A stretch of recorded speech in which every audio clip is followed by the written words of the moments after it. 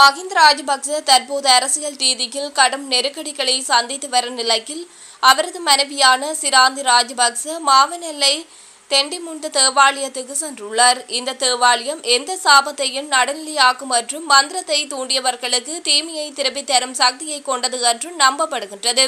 தங்களின் குடும்பத்தை துன்புறுத்தும் தீய சக்திகளை விரட்டுவதற்கான ஆசீர்வாதத்தை பெறும் நோக்கிலேயே சிராந்தி ராஜபக்ச அங்கு சென்றுள்ளார் என்று கூறப்படுகின்றது. போலீஸ் பாதுகாப்புடன் அவர் அந்த தேவாலயத்துக்கு சென்றுள்ளார். அதேவேளை ஜனாதிபதியின் தனிப்பட்ட மந்திரவாதியான ஞானக்கா காலிமுகத்திடல் போராட்டக்காரர்களை கலைப்பதற்காக மந்திரிக்கப்பட்ட தண்ணீரை கடந்த வாரம் ரகசியமாக காலிமுகத்திடலில் விநியோகம் செய்தார் என்றும் செய்திகள் வெளியாகியுள்ளன.